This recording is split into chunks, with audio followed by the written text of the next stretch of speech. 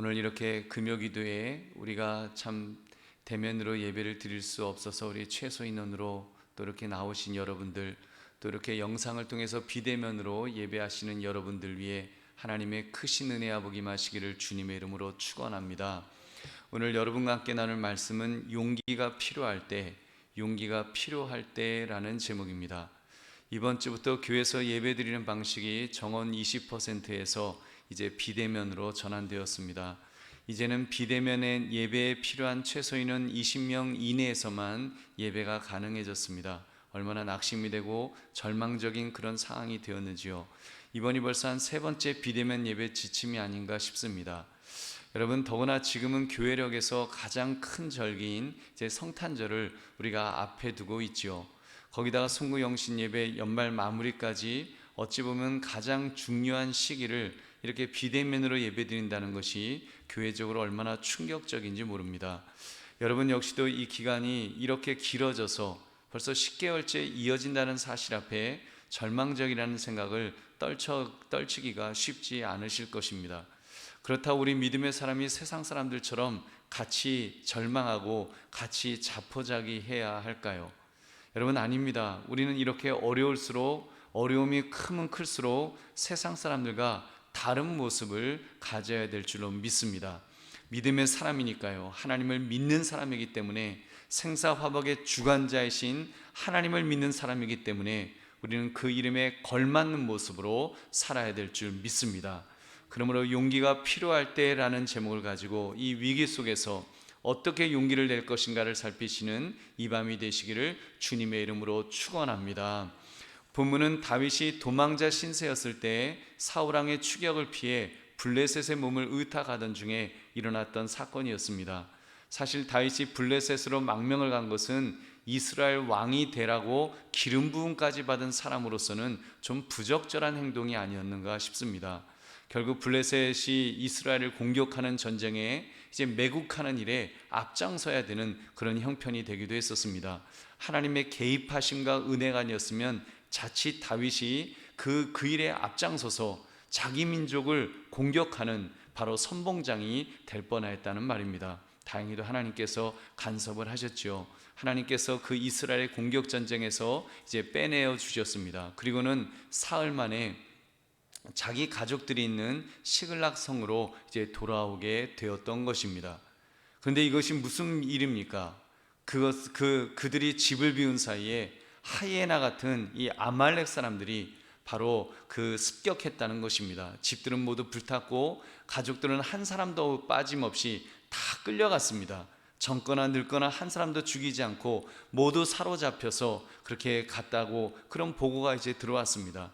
뒤늦게 집에 도착하여서 그 끔찍한 장경을 목격한 다윗과 그 일행들이 막 통곡을 합니다. 사나이는 3번 운다고 하는데 남자들이 한번 울기 시작하니까, 이 남자들만 있었을 거 아니에요. 다 끌려갔으니까. 이 남자들이 한번 울기 시작하니까 울 기력이 없을 때까지 울었노라고 성경은 그렇게 기록하고 있습니다.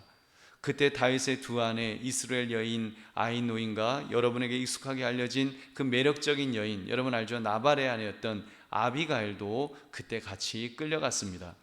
비극은 여기서부터 시작되었습니다. 6절 말씀, 백성들이 자녀들 때문에 마음이 슬퍼서 다윗을 돌로 치자 하니 다윗이 크게 다급하였으나 그의 하나님 여호와를 힘입고 용기를 얻었더라. 아멘. 백성들이 자녀들까지 다 빼앗기고 나니까 이 소위 베는 것이 없어졌습니다. 자기들의 지도자 다윗을 돌로 치자는 말까지 나왔습니다. 이게 얼마나 기가 막힌 그런 상황입니까? 여러분, 그 백성들, 다윗을 따르던 사람들이 어떤 사람들이었습니까? 다윗이 사울왕의 추격을 피해서 그 캄캄한 동굴에 숨어 지낼 때에도, 그때도 정말 아무 소리 하지 않고 충성을 다했던 그런 아주 충성된 그런 부하들이었습니다. 아마도 사울왕이 엄청난 현상금을 목에 걸었다 할지라도 결코 배신하지 않을 그런 충성스러운 그런 부하들이었다는 말입니다. 그런데 자네들을 잃고 나니까 눈이 뒤집혔습니다. 그리고 다윗을 죽이기 위해서 돌을 집어 들었던 것입니다. 다윗이 다급해졌습니다. 자칫 누군가 제일 먼저 돌을 던지는 순간 몇백 개의 돌이 날아올 그런 판이었습니다.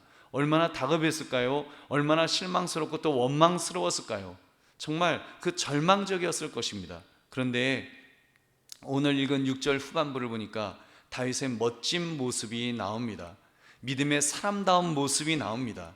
그것이 무엇입니까? 다윗이 크게 다급하였으나 그의 하나님 여호와를 힘입고 용기를 얻었더라. 아멘. 여러분 어떻게 했다고요? 여호와를 힘입고 용기를 얻었다고 성경은 기록합니다. 어떻게 했을까요? 다윗의 모습을 볼 때 우리가 두 가지를 생각해 볼 수 있습니다. 첫째, 그가 기도했다는 것입니다. 그의 하나님 여호와를 힘입고 용기를 얻었더라. 여러분, 믿음의 사람이 용기를 얻을 수 있는 방법은 기도밖에 없습니다. 하나님께 기도하는 것밖에, 여러분, 다른 방법이 무엇이 있겠습니까? 기도할 때 용기를 얻었음에 틀림없습니다. 다윗이 전에는 사람을 의지했다고도 사실 볼 수 있습니다. 위기에 처하니까 블레셋 왕 아기스에게 자기 몸을 의탁하려고 했습니다. 위기에 처하니까 믿음의 사람이 자기를 따르던 부하들을 못 믿듯이 믿는 그런 때도 있었을 것입니다. 근데 그 모든 것이 덧없는 일이라는 것을 지금 이 순간 깨닫게 되었습니다. 사람을 의지해서, 환경을 의지해서는 살 수 없다는 것을 지금 깨닫는 것입니다. 그래서 그는 기도했습니다. 하나님 아버지께 엎드려 간구했습니다. 그럴 때 하나님께서 다윗과 함께 주신 줄로 믿습니다. 다윗이 용기를 내어서 일어설 수 있도록 그렇게 만들어 주셨습니다. 힘과 능력을 주신 줄로 믿습니다. 할렐루야. 여러분, 두 번째, 그런 다음에 그가 하나님의 뜻을 구하였습니다. 지금 말씀을 구했습니다. 이어지는 말씀 7절 8절을 제가 읽겠습니다. 다윗이 아히멜렉의 아들 제사장 아비아달에게 이르되 원하건대 에봇을 내게로 가져오라. 아비아달이 에봇을 다윗에게로 가져가매 다윗이 여호와께 묻자와 이르되 내가 이 군대를 추격하면 따라잡겠나이까 하니 여호와께서 그에게 대답하시되 그를 쫓아가라. 내가 반드시 따라잡고 도로 찾으리라. 아멘. 여러분, 아비아달은 사울 왕이 노베 제사장을 죽일 때 피하여 다윗에게 온 그런 그 제사장이었습니다. 그에게 에봇을 가져오라고 명령을 합니다. 에봇에는 무엇이 있습니까? 우림과 둠빔이 있죠. 우림과 둠빔은 하나님의 뜻을 묻기 위해 사용되었던 일종의 제비 같은 것이었습니다. 어떤 모양인지는 알 수 없지만 사용 용도는 분명했습니다. 하나님의 뜻을 분별하는 데 사용했던 도구였습니다. 그렇게 기도하여 용기를 얻고 하나님의 뜻을 구하여 행동으로 옮겼을 때 여러분, 다윗은 응답을 받았습니다. 하나님께서 쫓아가라. 내가 반드시 따라잡고 도로 찾을 것이다. 하나님 그렇게 말씀하셨습니다. 그래서 다윗이 위기를 극복할 수 있었습니다. 온 가족이 모두 무사히 구출해낼 수 있었습니다. 그뿐 아니라 빼앗겼던 물건을 하나도 잃은 것이 없이 다 되찾았다고 했습니다. 아마 그것뿐이었을까요? 아말렉 사람들이 여기저기서 약탈했던 보물들까지 모두 다윗의 소유가 되었음에 틀림없습니다. 하나님께서 더 큰 것으로 채워주신 줄 믿으시기 바랍니다. 우리 사랑하는 성도들이요, 그렇다고 지금 코로나19의 재확산으로 우리가 이런 상황에서, 그렇다면 우리가 이런 상황에서 지금 너무 힘들고 너무 고통스럽고 전보다 더 그런 어려운 절망스러운 이런 상황에서 여러분, 그렇다면 우리는 어떻게 해야 되겠습니까? 우리 믿음의 사람, 여러분, 우리도 낙심해야 되겠습니까? 엉엉 울면서 더 이상 버티기 힘들어요, 우리 하소연해야 되겠냐는 말입니다. 아니면 여러분, 돌을 들어 누군가에게 화풀이라도 해야 하는 것일까요? 여러분, 아닙니다.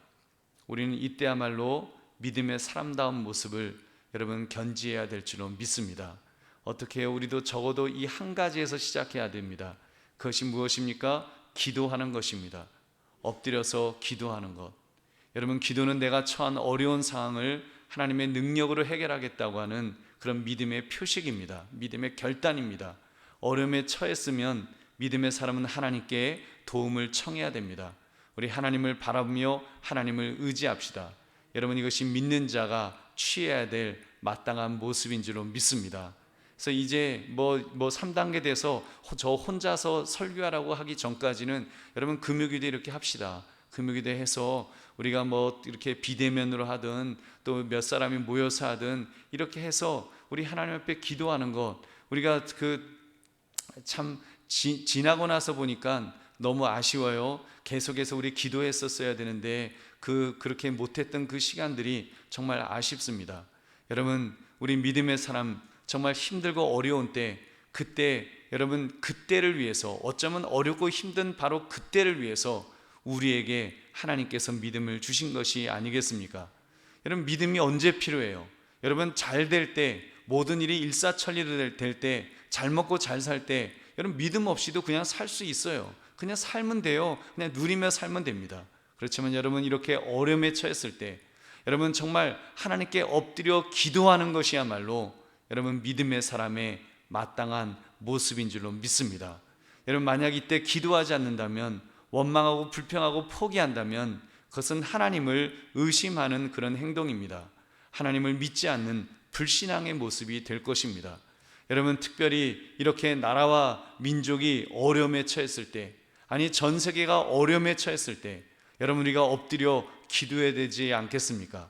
사실은 여러분, 이 코로나 이런 일들이 벌어진 것을 더 큰 그림 속에서 보면 지구 온난화라고 하는, 우리 인간이 이 지구를 탐욕 속에서 너무 함부로 굴려서 함부로 대해서 여러분 벌어진 일이라고 하는 큰 그림 속에, 큰 그림을 놓고 볼 때 우리가 정말 정신 차려서 우리가 지금이야말로 기도해야 될 때인 줄로 믿습니다.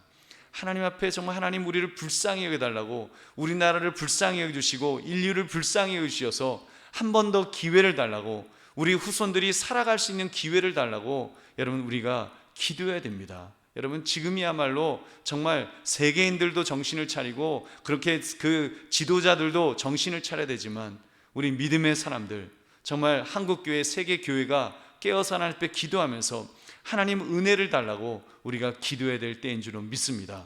어느 과학자가 그런 말을 했다 그래요. 그 사람은 용서해 줄 수 있고 하나님도 용서해 줄 수 있지만 자연은 용서하지 않는다. 자연은 용서하지 않고 그냥 그 인간이 한 대로 그대로 다 보복을 한다는 거예요. 여러분, 무서운 말입니다. 정말 우리가 깨어서 기도하면서 정말 다시 한번 하나님 우리에게 기회를 달라고 우리가 기도하지 않으면 여러분 안 되는 그런 상황에 처해 있습니다. 여러분, 우리가 깨어서 기도합시다. 다시 일어나서 다시 하나님 참으로 우리나라와 민족을 불쌍히 해주시고 하나님 은혜를 달라고 우리가 기도할 때 하나님께서 은혜를 부어주실 줄은 믿습니다.